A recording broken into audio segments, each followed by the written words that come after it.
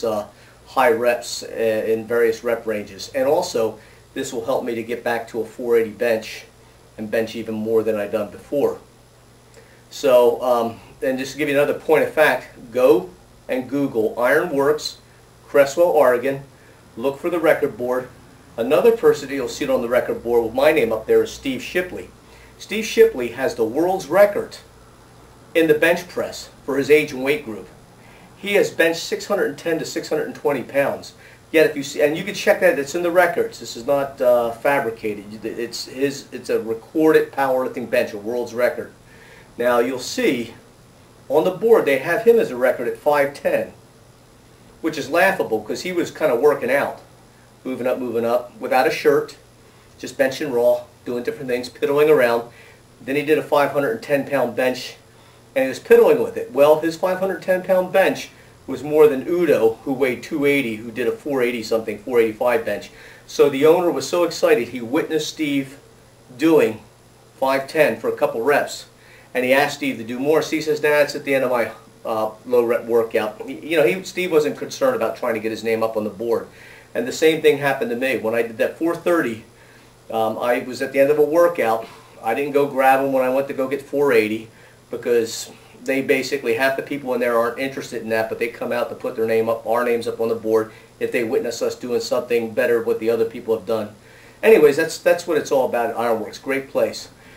But at the end of the workout, Derek Branford, who was an American record holder, 240-pound Olympic lifter, he did 410 pounds in the clean and jerk at 240 pounds. Now, he's made some improvements from some of the advice I gave him years prior. He was getting injured all the time, and I told him that he needed to take more rest days, and he needed more higher reps in the various things that he was doing. Olympic lifters historically don't do even moderate reps, so I had him do high reps. Anyways, that helped him to avoid injuries and to not go for any more further surgeries, and he got a 410-pound clean and jerk. So these are people with bona fide records. Derek told Steve, said, hey Steve, let's see what you can do for 225, because that was the thing with the NFL. Steve, who trains often with various rep ranges, at the end of this 510 workout said, yeah, okay. Boom, boom, boom, boom, boom. 66 explosive, fast, complete reps. 66 with 225. So that's, I mean, I haven't done 66 yet. Not with 225, and I will.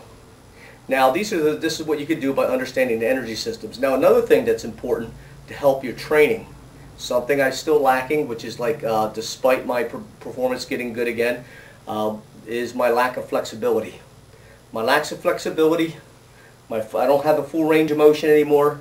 See, it still hurts from the other day when I heard it going for that record. It still hurts, still kind of tweaked out.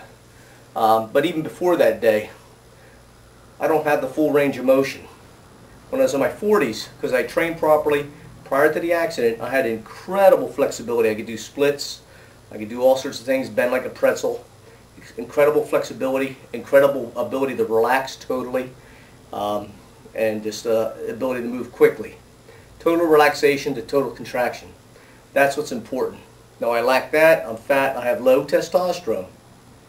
I'm old, I'm broken up, and I still have orthopedic injuries that make my training 2 steps forward, 1 step back. And yet, despite all these obstacles, despite all these disadvantages, despite that I have less than optimal leverages for benching because I have a 6'2" wingspan, even though I'm 5'7.5" now, I'm able to bench more in various rep ranges than I ever have.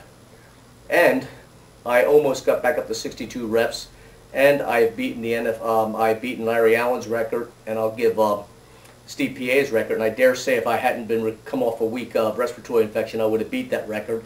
And at the end of the month, or in October, I'll prove this. So the reason why is working the various energy systems. So I've written a book, and I'm going to make it, some DVDs will be coming out to teach people how they train specifically for their genetics and their goals. And it'll put everything on that you know. Some things won't be cast out entirely. I don't cast certain things out. I don't kill certain sacred cows totally. But I make you look at the cows that we have, that are sacred, in the different light, which is a big difference. So you'll no longer look at what exactly is fast twitch muscle training. There's right now we have a belief that this is training the fast twitch, this is training the slow twitch. Well, that depends.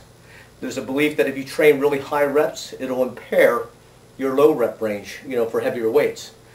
Well, that can be true. That can happen if you do it wrong. But if you do it right, it could yield great results. Just like training properly for the higher reps, higher weights in the lower rep ranges could help the lower weights in the higher reps. So one doesn't have to basically be at the expense of the other. They could help each other. But that takes an understanding of how to implement this all together.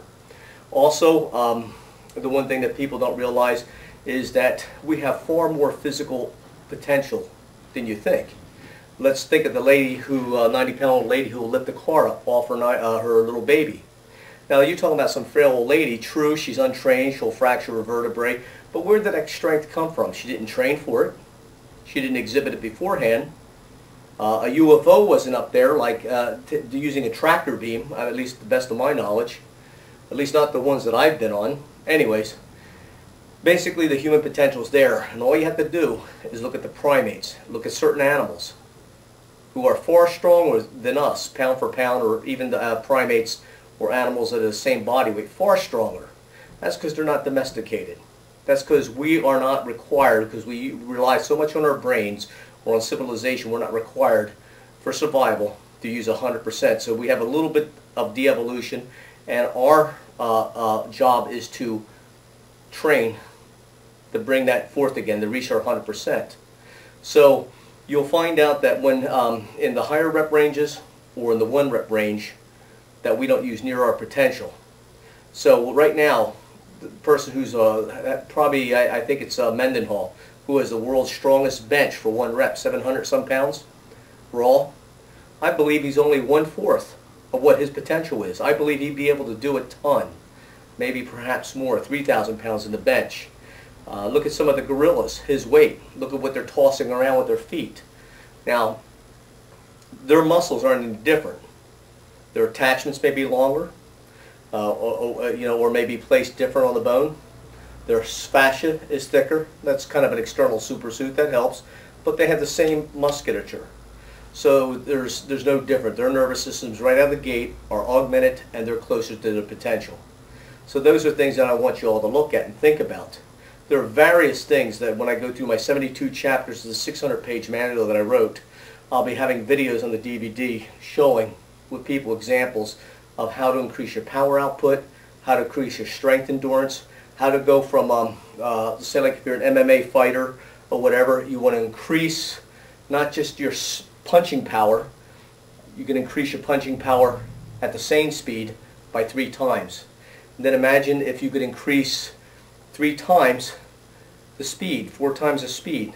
So instead of 1 punch per second, petering out after 10 seconds, if you're hitting somebody as hard as they can, if you found a training method that would increase, triple your punching strength, quadruple your punching strength at the same speed, and then had exercises to where you can do 4 times that speed, triple your speed, which of course will cause a far greater impact. Okay? And imagine being able to do that and keep it at that speed for a minute. Imagine you able to move in every plane of movement, every exercise, increasing, quadrupling your strength, your speed, your strength endurance over time. And that's what it's all about. And of course a lot of people train for that, but why it's not rocket science. Steve and I and a bunch of other people experimented over like 40 some years and read thousands of volumes of research and real life things that this finally got a glimpse of it. And the keystone, the one thing that fell right in, the Rosetta Stone of my experience, is when I had to rehabilitate. If I wasn't forced into rehabilitation, even though I was on my way to benching 3 times my body weight without drugs or a bench shirt before I got injured, because I was at 480, weighed 180. I still had some fat on me, looking to get down to 175. I wasn't even reaching a plateau before the car accident. I would have gotten to 3 times my body weight without a bench shirt. And I will assert that I believe that I would have got to 600 pounds at the body weight of 175. Now that's nothing because I'm average. So many other people, practically anybody who follows some of these principles or understands these principles will do far better than me, especially if they get a head start and start at a younger age. It's exciting for me to kind of be able to present this. It's 40 some years of labor. It's been a couple of years coming back from a traumatic, life-threatening accident, and so even here I am as a senior citizen, old enough to be Steve Paea's grandfather. This is something I'll be able to demonstrate publicly. I'll be able to also demonstrate publicly and be subjected to any drug test at the drop of a hat. I'll give that urine test, blood test whenever somebody wants it. Then, if I go to demonstrate this in public with officials, then I'm happy to subject myself to any sort of blood test or any sort of test, really.